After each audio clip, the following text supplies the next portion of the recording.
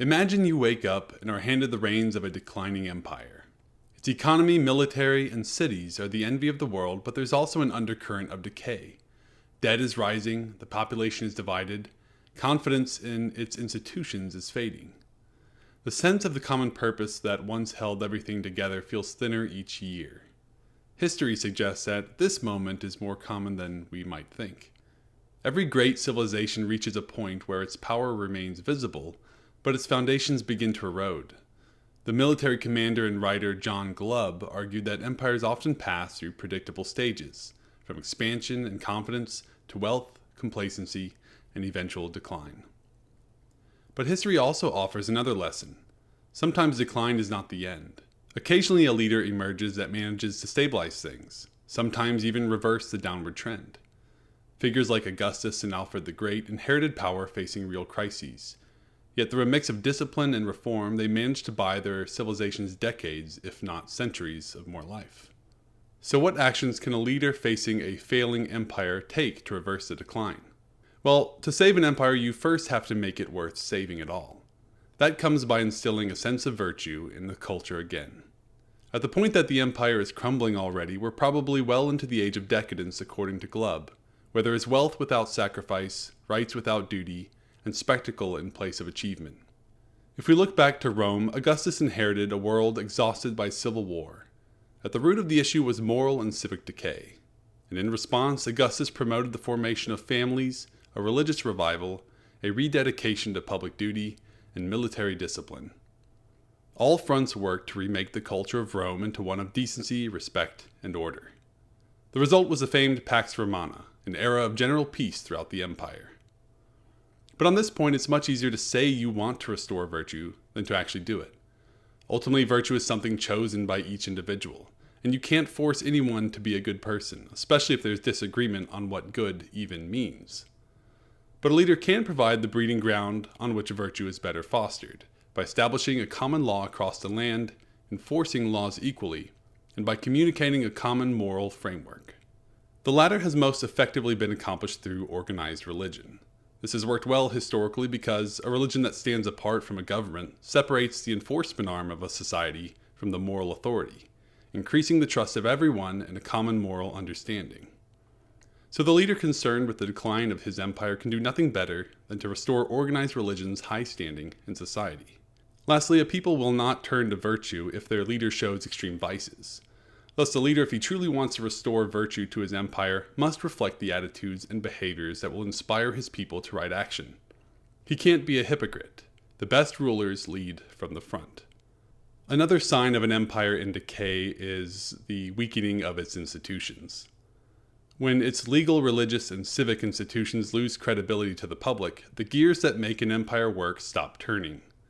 Part of the problem is bureaucratic. Large empires usually require more labor and infrastructure to manage its many moving parts. But every level of control adds friction, slowing progress and diverting public funds away from other places where it might be more useful.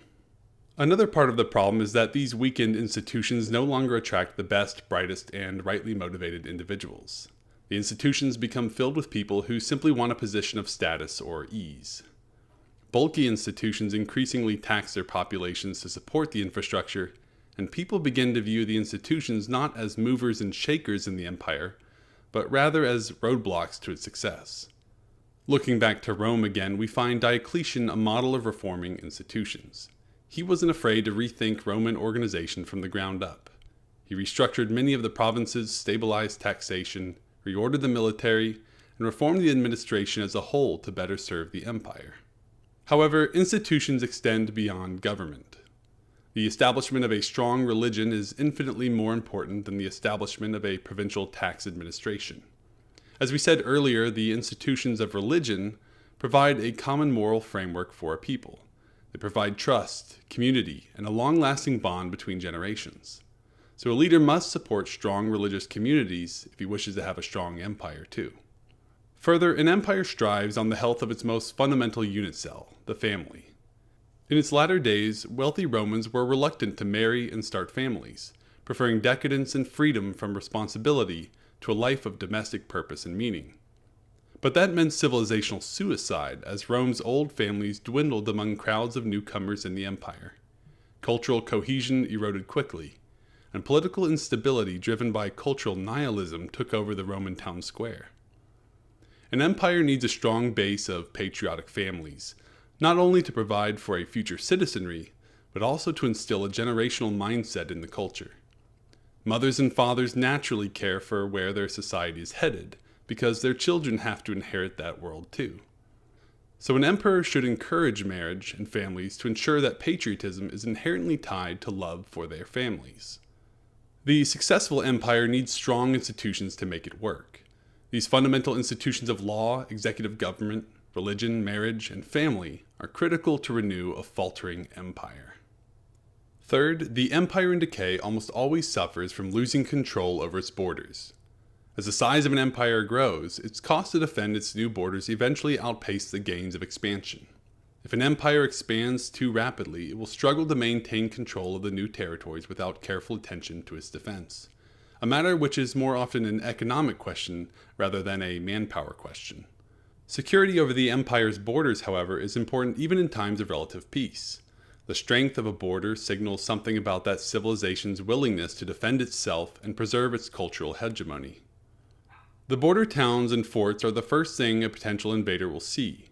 If they appear well defended and imposing, enemies will consider the gamble of increasing their own borders at your expense. 3rd century Rome nearly disintegrated from the failure to maintain its borders. Defense must be a primary concern among any large empire. If your empire is the largest and wealthiest in the region, you likely have many enemies already. But securing an empire's borders often goes beyond simply erecting a line of defense and holding on to it. Historically, this is almost always a losing strategy. Instead, hate it as many may, the nature of an empire is imperial. It must expand or else risk contracting. The empire is strongest when it's slowly but methodically growing. In other words, its best defense is, of course, its offense. Often this translates to low-intensity wars with neighboring tribes, kingdoms, and nations. The key is that these must be winnable, local, and overall safe wars for the benefit of the empire. It cannot gamble with total war on near-peer adversaries. So an emperor may consider limited wars for the sake of injecting new life in his crumbling empire. It might look a lot like the last thrashes of a dying animal, because it's the last chance of reversing the tide. These wars historically elevate patriotism, bring an influx of new territories, new resources, and provide a morale boost for the winning party. But not all expansion needs to cost so much blood either. Another way empires expand is through exploration, of new continents but also of new resources within its borders, and in other territories. In the modern age, space exploration might fit in that idea of expansion too. But just as tangibly, empires can also expand by increasing trade networks, international partnerships, alliances, and treaties. These allow the empire to exercise soft power in ways that benefit the empire's wealth and strategic assets. So to summarize, a leader must not only secure its borders from external incursions, but it also must push outward into the rest of the world by hard or soft power, or else risk losing the empire altogether. Lastly, the empire needs to believe in itself. Glubb noted that the final stages of imperial decline often include a loss in confidence in the empire itself. Its citizens resign themselves to self-preservation, accelerating the decline already perceived. The single greatest thing a new leader of the empire can do is to restore the belief that their civilization is worth saving.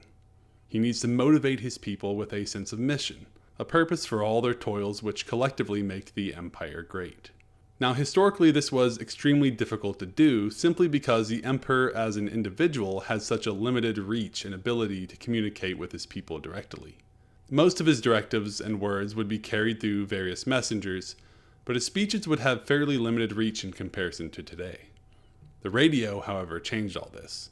It made speeches instantly accessible across a nation, empire, even a continent.